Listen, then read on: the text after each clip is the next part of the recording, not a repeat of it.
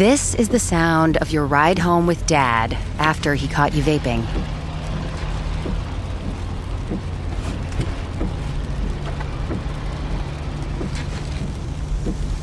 Awkward, isn't it? Most vapes contain seriously addictive levels of nicotine and disappointment.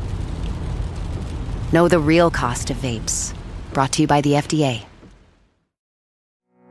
Talk to your specialist about Botox Cosmetic, Anabotulinum Toxin A, because Botox Cosmetic Day is back on November 20th. For one day only, buy one $50 gift card, get one free, while supplies last. It gets better because it's not just one day of celebration, but the whole month of November. Refer a friend to Allie, and you'll both get $50 off a Botox Cosmetic treatment. Plus, if you register and get treated during November 1st to 30th, you have the chance to win $10,000. For prescribing information and box warning, visit BotoxCosmetic.com or call 877-351-0300. No purchase necessary for sweepstakes entry. Treatment must occur by 12/6. For full official rules, offer terms and conditions, and to join Allie, visit BotoxCosmeticDay.com.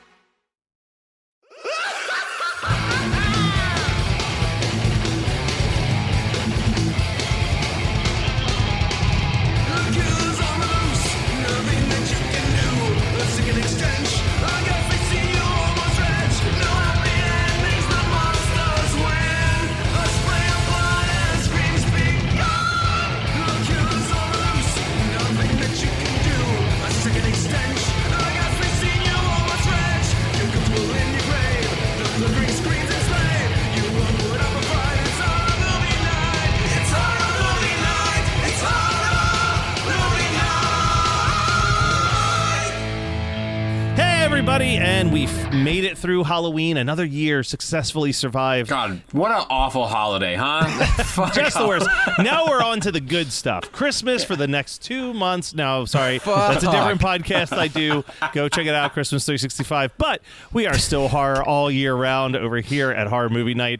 And Scott, you are kicking off the month of November with this one. This was kind of a group vote. This was 100% a group vote, but I'm so happy about it. Yeah, because you were like torn between like 8 different movies, and I think Kyle and I, you sent us the list, and Kyle and I read the word pin, and we're both like, pin, it should be pin. It's pin, it's for sure pin. But you took it above and beyond, as I know, because you were very amped about the pin choice. And why was that? I also read the book. I, as listeners know, I am obsessed with retro horror paperbacks now. I've just been gorging on them for the last 6 months or so.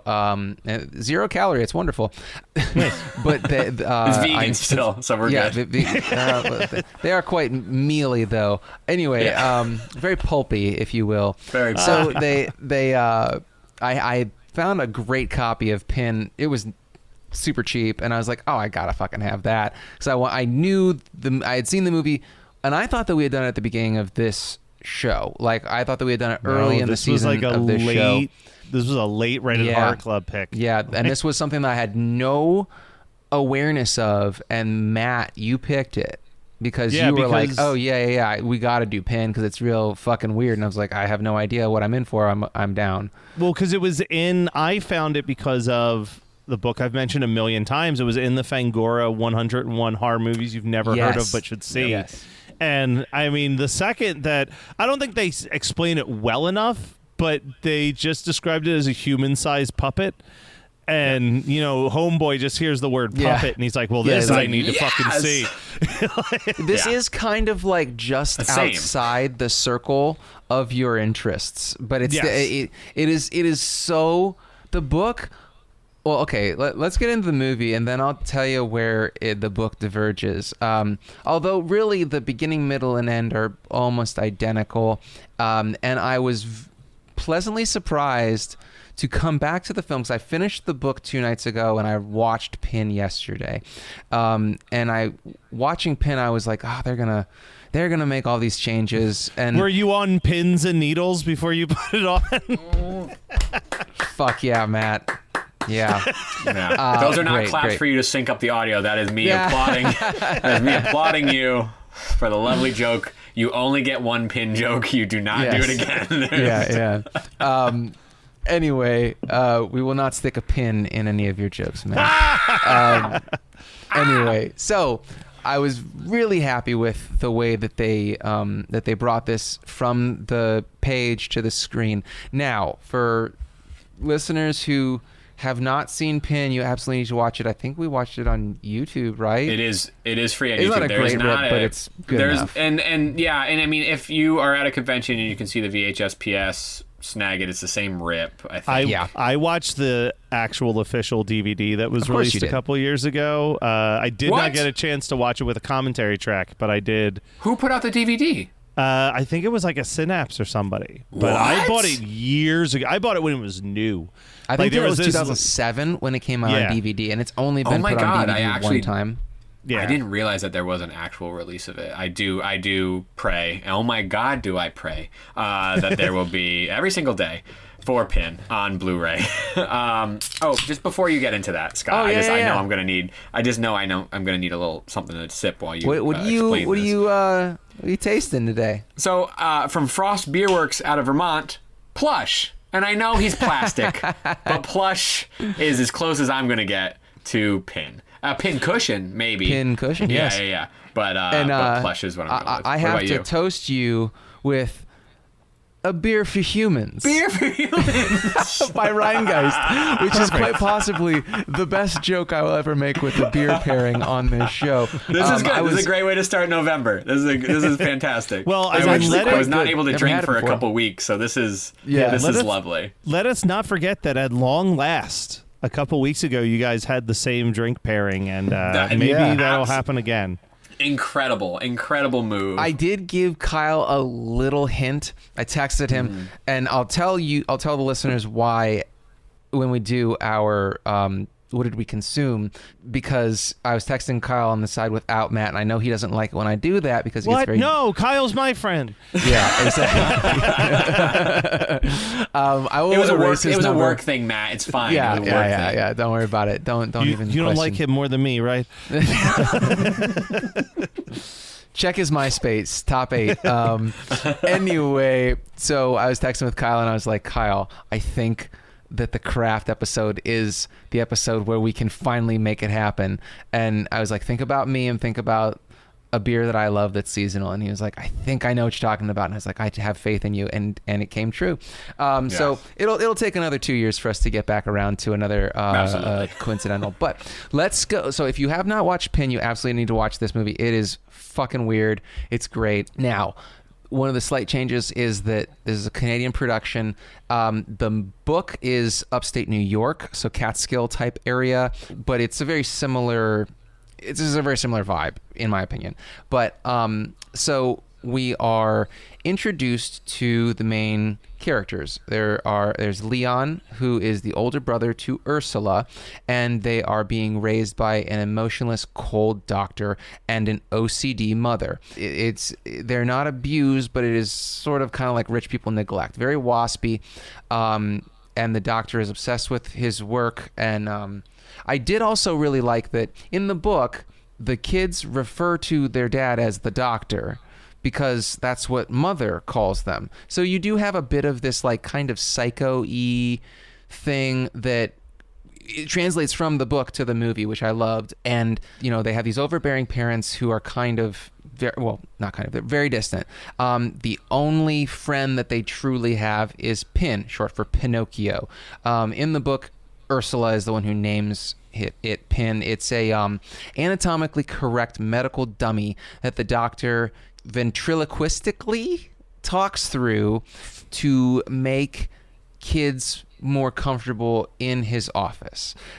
Question. Yes, go ahead, Matt. Why does the doctor think an anatomically correct doll will make children more comfortable? I don't know. It's never really discussed in the book or the... I've never seen anything like this. And when this episode comes out, I will post that and I don't know if I've talked about this on this show, but I too own a device to teach children about anatomy. But mine is not it's called Stuffy. It is not anatomically correct. Stuffy! Yeah! Yes, yeah. It's not anatomically correct, but it is a large 6 to 7 foot stuffed doll that has stuffed organs that you would find at like a children's museum. And let me tell you, it does live at my grandmother's house. It does not talk to me. But but that thing scares me. The thing that's supposed to be friendly and look approachable. I feel like that would scare the shit out of the kid too. It's 7 feet tall. Yeah. Listen, no, I do not care if my dad is like, no, this is our guy. Like, no, he's not. He never explains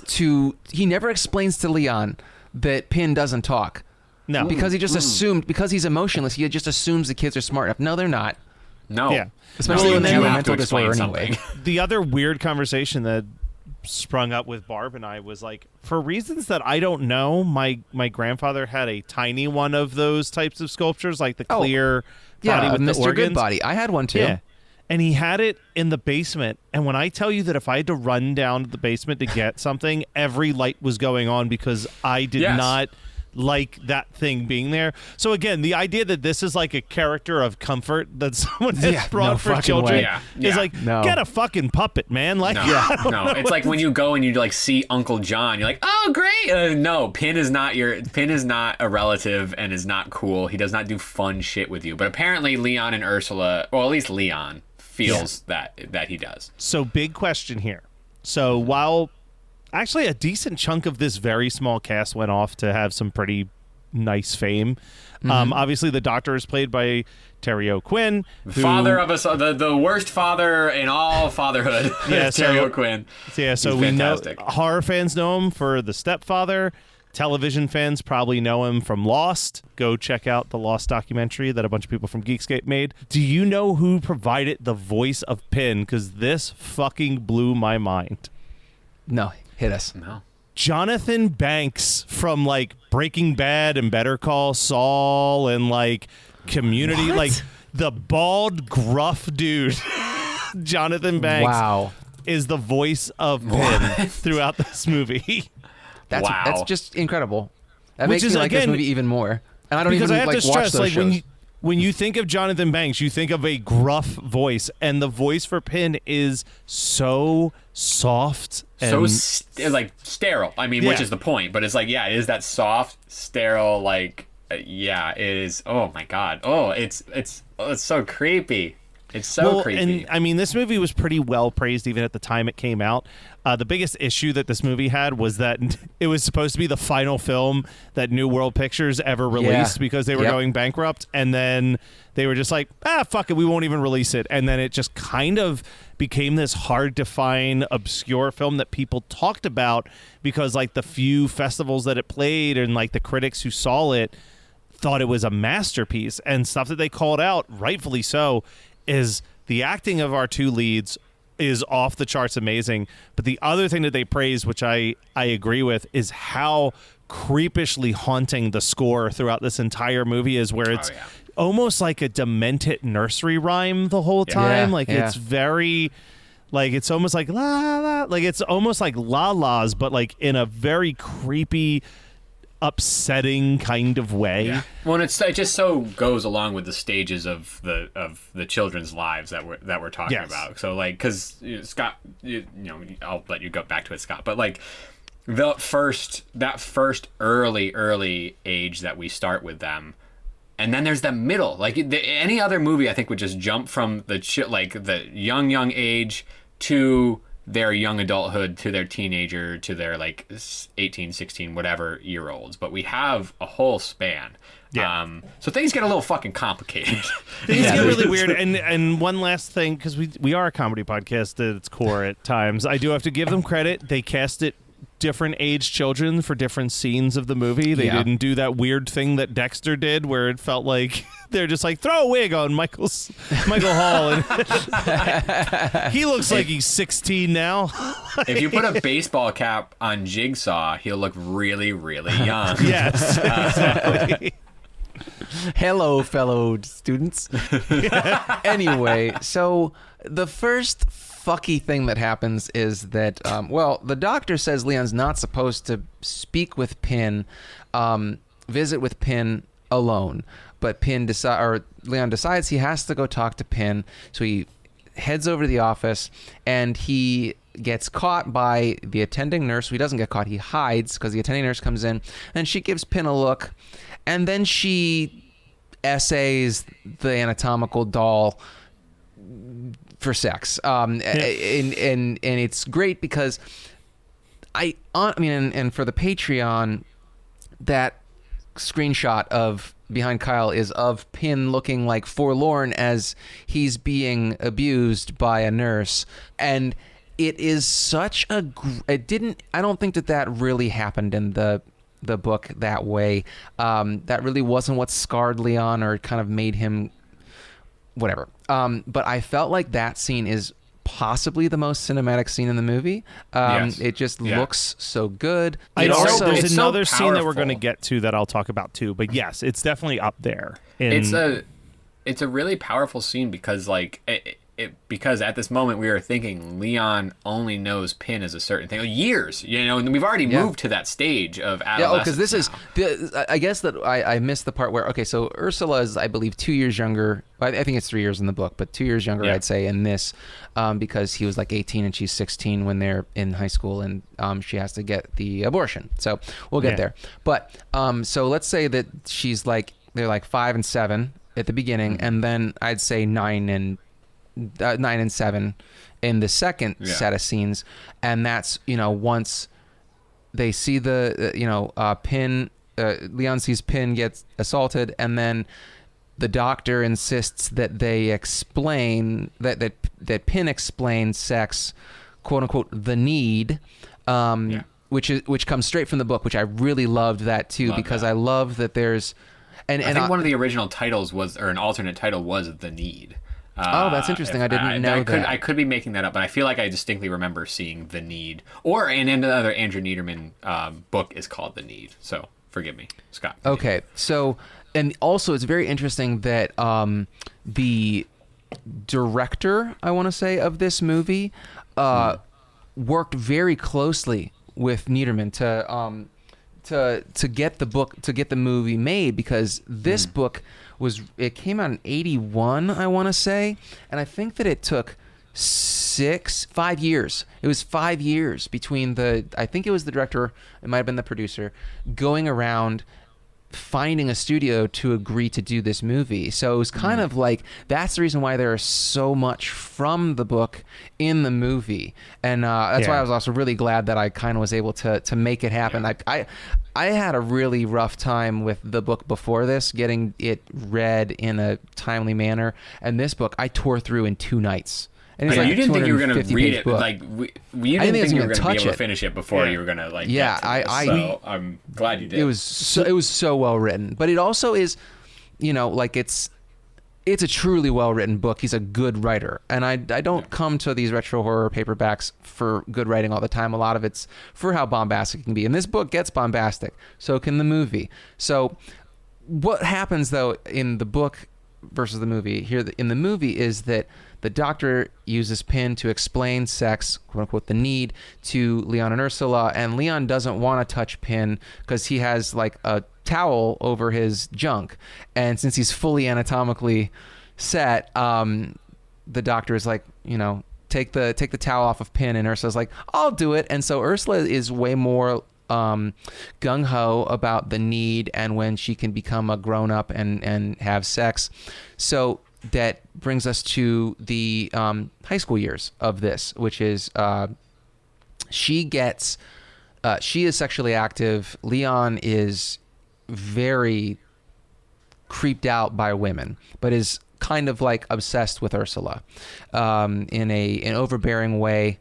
In the movie, in the book, it becomes a lot more incestuous. No surprise that Andrew Niederman was a ghostwriter for V.C. Andrews, because it's a pipeline, right? This is very Flowers in the Attic.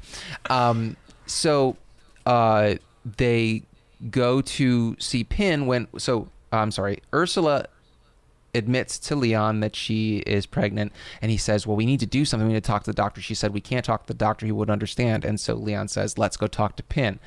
You see, they finally go talk to Pin. You see that Leon has learned to throw his voice and be a ventriloquist in the same way as the doctor in the movie. In the book, it's never discussed that he is actually throwing his voice. It's just that people are humoring him.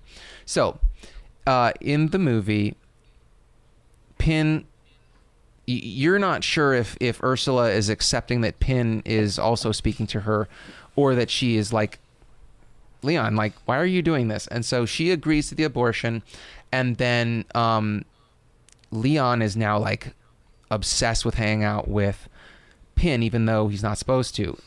The doctor catches him with Pin at night. He takes the doll with him.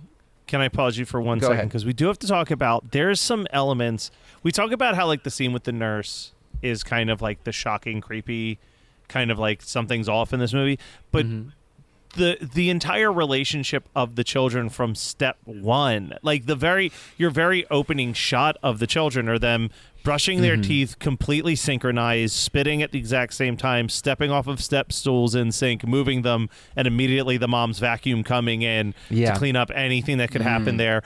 They're like laying in bed together at an age that might be a little too old for a brother or sister to be laying in bed together. She's looking at dirty magazines in bed.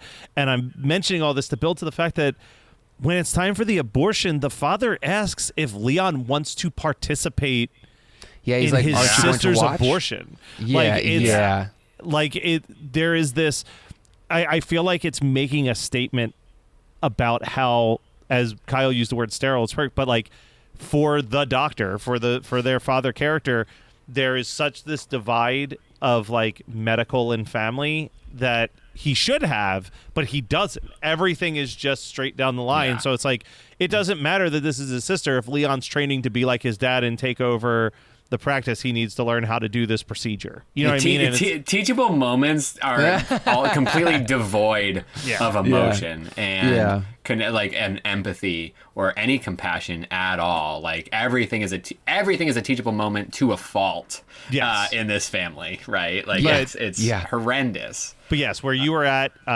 Leon has been caught talking to Pin, and this is when the dad realizes that there might be something psychologically wrong with his son. His son. So he takes Pin with him to a doctor's like a work conference or something. Yeah, exactly. Yeah. And so mother and the doctor are in the car, Pin's in the back seat, and the doctor is speeding along a wet side road, windy road, and then they have a horrible accident. They both die.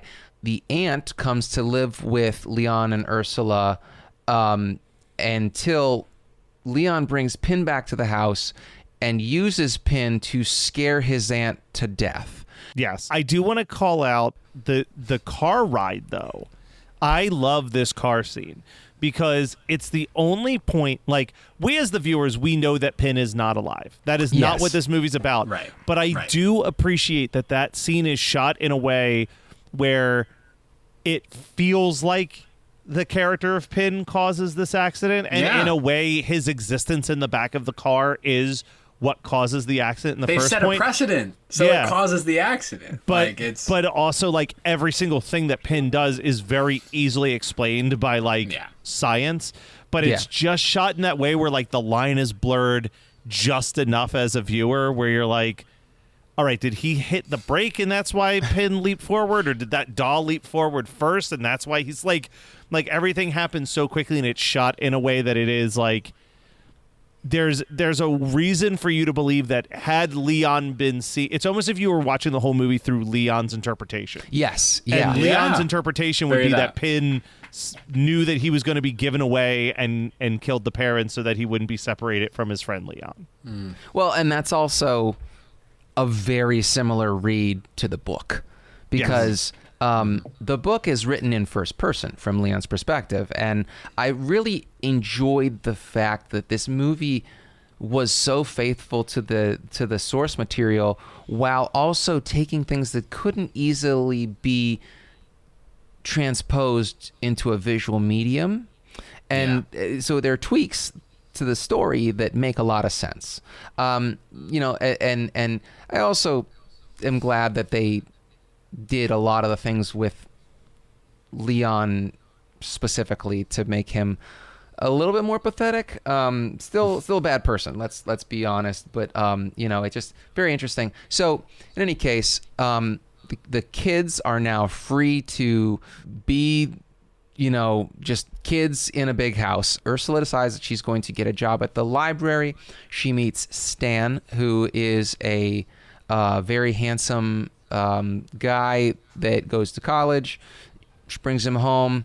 Leon doesn't like that, so therefore Pin doesn't like that. So some things progress, and Leon bludgeons Stan with a statue and hides his body. Rich people shit with this statue. Seriously, rich people shit. How many statues do y'all have in your house? Not enough to at least nothing not that one can bludgeon someone. All of mine are probably rubber or plastic. I think Does some a pull paper. I have a string couple Ernest paperweights. doll count as a statue?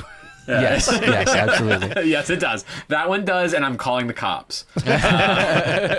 Ursula is on to the fact that Leon has completely lost, his marbles. He's lost control of what is real and what is not. She finds Stan's body in the wood pile. She runs away, and Leon is completely off his rocker, and she comes at him with an axe, and then it goes, it fades to black, and you're like, did she chop him up? No, she chopped up Pin, but it has now, Leon has had a complete mental break. He believes that he is Pin, and he is institutionalized. Same thing happens at the end of the book. I love the way that they did the same concept in a very interesting. They did something. They made more action, in my opinion. It made a lot more action, a lot less incest in the movie, and I appreciate that. The so true much. Canadian way. The more action, less incest T-shirts will be available on our T. Writing it down right now. Jot that down. I think even T Public could be like, we can't sell this. I'm sorry. We can't do that. You want to find out? In Canada, you can, but not in the U.S. So we got to talk about this because this movie. Well done, Scott. By the way, yes, amazing. Very good. Very good. Good. Like parallel explanation. I tried to of the book speed it and up the movie. as shit got weirder. No, but you had two things that luckily you were they're reviewing both two in the things same simultaneously. It was very impressive. Yeah. We have to call out when the latex human skin is on the Pin doll. Yeah. It's unsettling. It's very creepy. But you know what? It doesn't freak me out as much as this final shot of just Leon staring into nothingness. Yeah. There's something about that shot, and I'll talk about it in double features for sure, but it gives me the same deuce chills that I got at the end of Sleepaway Camp, where it's just there's something just unsettling about how this unmoving face looks to me more than any of the horrific stuff that I've seen prior to that, because the actor does such a good job of just channeling this complete lack of emotion. I mean, what else are you supposed to do as a definitive punctuation mark about familial trauma that has raised you to the breaking point? Yeah. You know what I mean? That's Sleepaway Camp, and obviously we don't explore that so distinctly in Sleepaway Camp. That's the twist, right? But Pin, you do explore that through the years, and what else are you supposed to do when your reality completely breaks? There's a frozen in time. It's either you are dead or your timeline stops. Yeah. That's a really interesting parallel, Matt, because I didn't.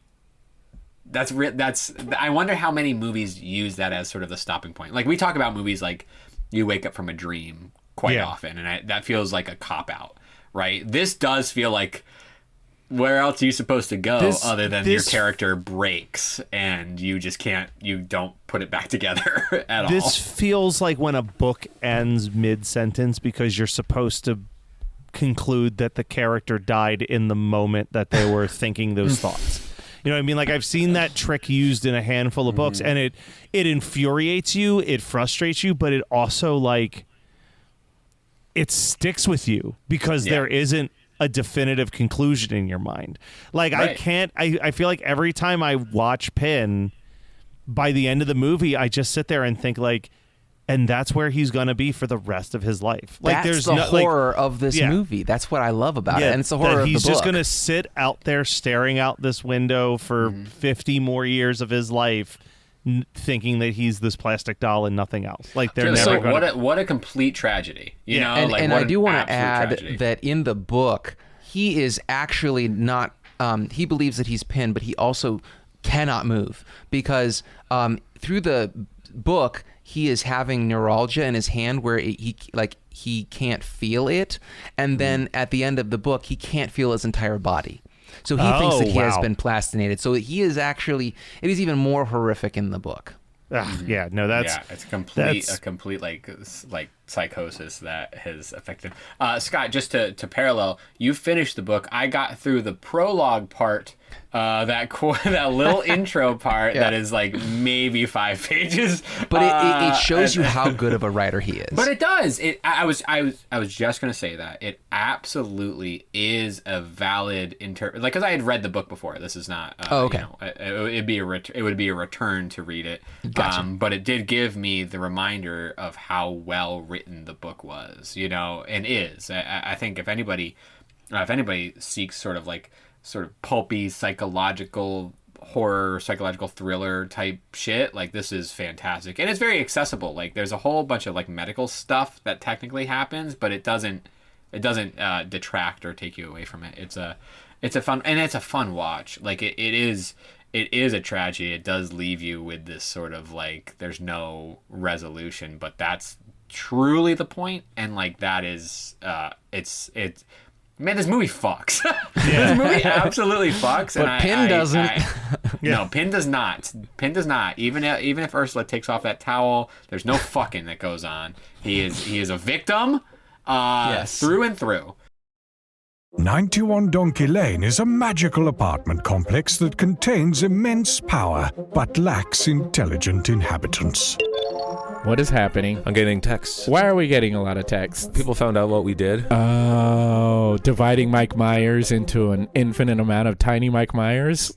Listen to 91 Donkey Lane for free on Spotify or your favorite podcasting app. More at 91donkeylane.com. See you there, you donkeys. Scott, the question that I have is, after you're done watching Pin, is there anything else you would want to watch? Yes, and I'm going to give you the alley-oop on the movie that I think that you would probably enjoy. I'm not going to do it.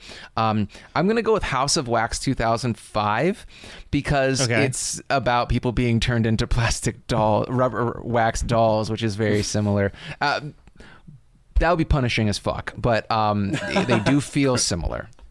All right. Yeah. Kyle, I'm going to go because I am afraid you might take mine. I'm going to go with the movie that feels like House of Wax 2005 was a remake of, and I'm going to go with Tourist Trap. That would be a great one.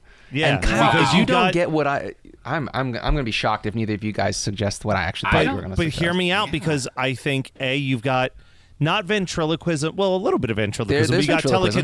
You've got telekinesis there, and you also have a similar final shot where, like, you see the one survivor girl and she is just depleted of emotion in the car with all of her friends, like, doll versions of their bodies in the car. So it's just like it feels like it walks a similar road. So that came to me. I think I know what you are expecting me to pick, and maybe Kyle will go for it. I don't think so, because I'm going to pick Magic. Yeah, that's what I was expecting. I can't believe that neither of you guys went with Dead Silence.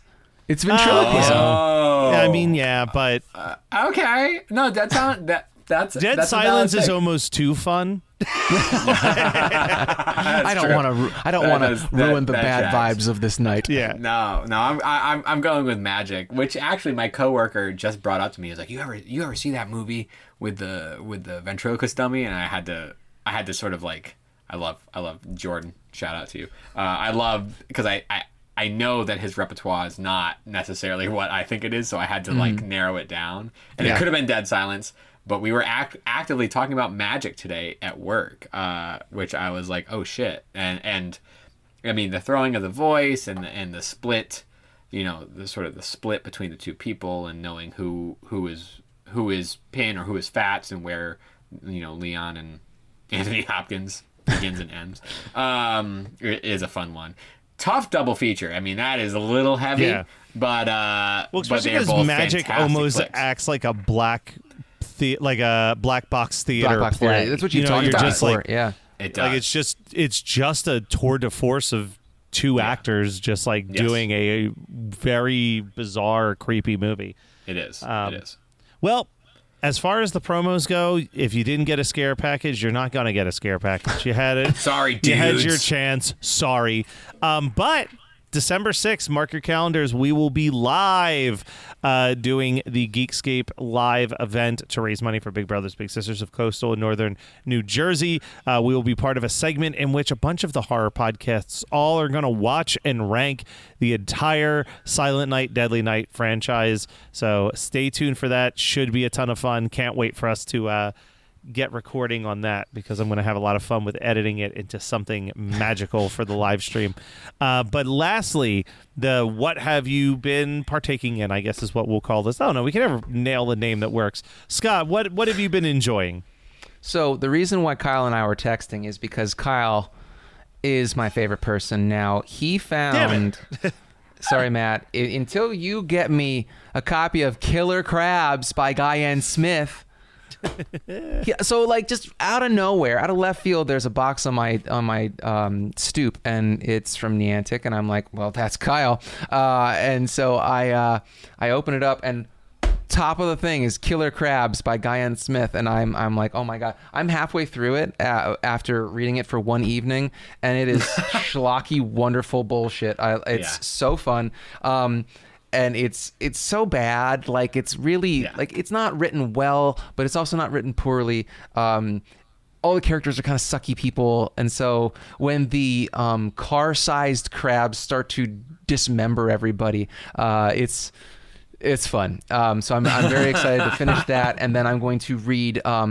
I think that the next one I'm going to read is Charnel House by Graham Masterton, because that one has an amazing cover of some sort of multi-armed mutant creature crawling through a hospital window. I want to say looks incredible, brother. I don't know what that cover was, but it needed to go to you. It needed to be with me. Yes, it needed to be with you. So and I thank actually you. don't even. I actually wonder if they're. I thought they were short stories.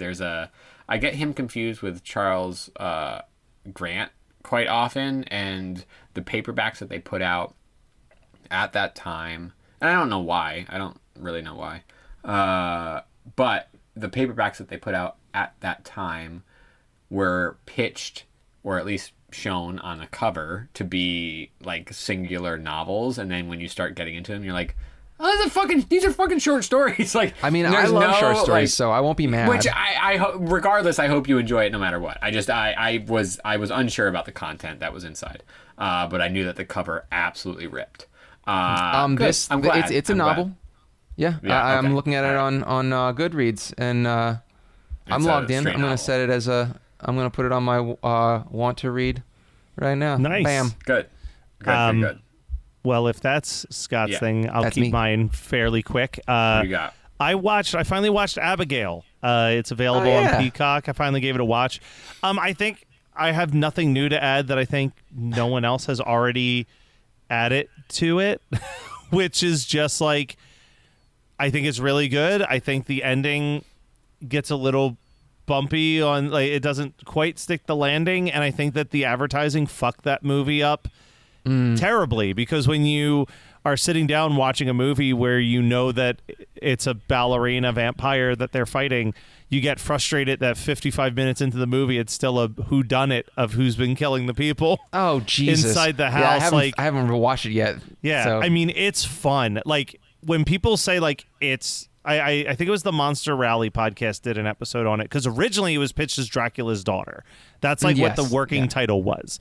And they're like, oh, let's watch it because maybe it's a remake of the Universal Dracula's Daughter. It's not, obviously, but they were discussing it and said this is Ready or Not ×2. The gore is so much higher, the kills are so much crazier than they were in Ready or Not, and if you're just going in to watch some awesome gore and kill effects, you are going to leave satisfied. I was super happy with my watch, but it is like just exhausting when it's like the first out. Like, I feel like this was one of those movies that probably played at festivals with very little information, and people loved that twist, and it worked like gangbusters.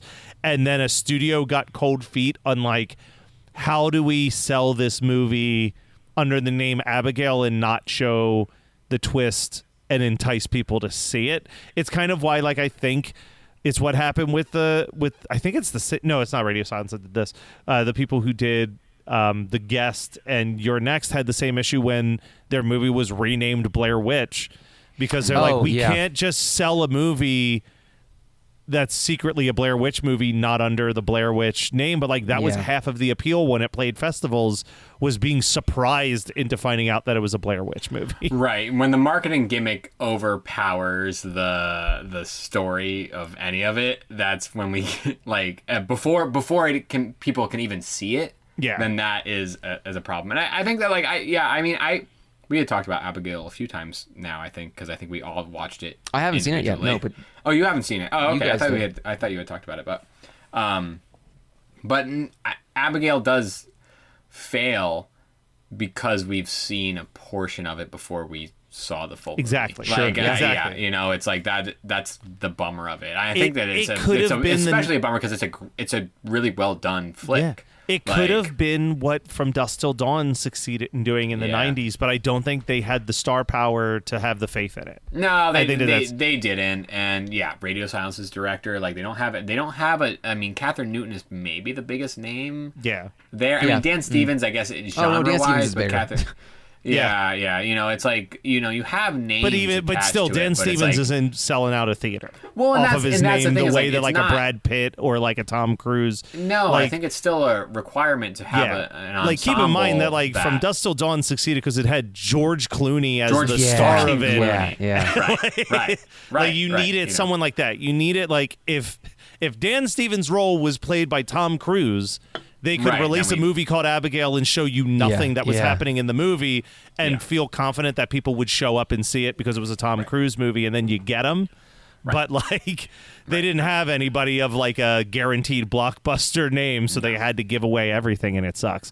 Kyle, your last one though. Yeah. So as we've if you've been following along at home, I've been going through the Disney studio films as they are available to me, as also we will watch them, my wife and I. You know, we have the, for the uninitiated, we have the 30-minute rule where we will watch 30 minutes of a particular thing, and if we don't like it, we will move on. So, and that just applies sort of to a theme that we're doing. You know, we're not going to watch all these Disney studio films.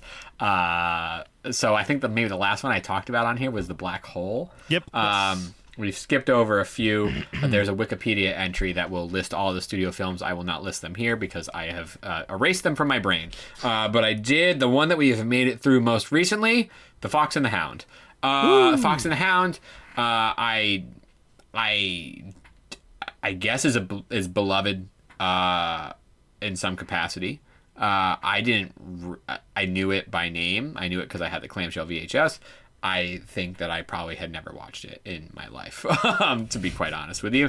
Carly apparently had seen it. She was singing the song, "We are the best of friends," to which I continued to echo throughout the whole movie, because that song does not apply to literally anything beyond that singular moment in the movie. There is no camaraderie. There is no friendship that goes beyond that singular moment in the movie.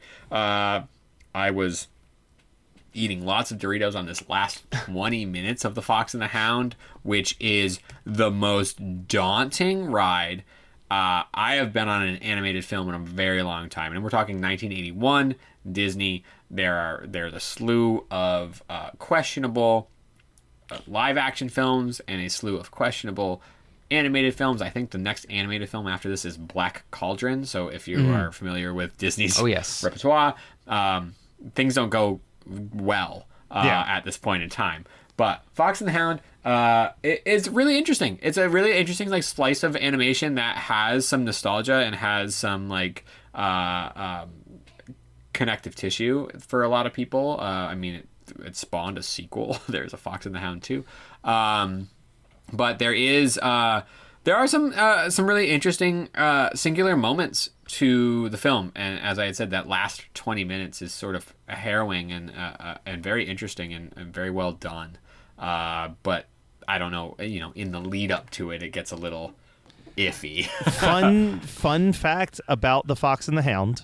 A couple quick fun facts. Some of the animators who worked on that movie, last week's Henry Selick of like Nightmare Before Christmas and Coraline fame, Tim Burton, Brad Bird, like they were all animators on that. But this is the film, infamously, where Don Bluth was working on it and got so fed up and felt that Disney had fallen so out of touch with what their films were supposed to be that in the middle of production just packed up, left, and took half of the animators with him and started his studio where they did like Secret of Nim and All Dolls Go to Heaven. Oh, that's incredible. Yeah. So this is the pivot. This is a pivot point where nobody is the best of friends, despite what the film is telling us. I didn't know that. That's really interesting. Okay. Yep. I can't wait to share that with Carly because we were just like jaws open this last we were just like, what is happening? Again, we were in a particular mind state, but it was it's fun. And then we've moved on to Tron, which is interesting to watch. At least for Jeff Bridges' role. I don't think we're going to continue much past him getting into the video game, but I will say really interesting character. He is a fantastic actor in every role that he does, but I can't imagine us watching the last hour of Tron where they're all in a fucking video game. So you may or may not hear about Tron in the near future. All right, well, talking about interesting characters, Pin. So we will be back next week with more horror movie night goodness. See you then.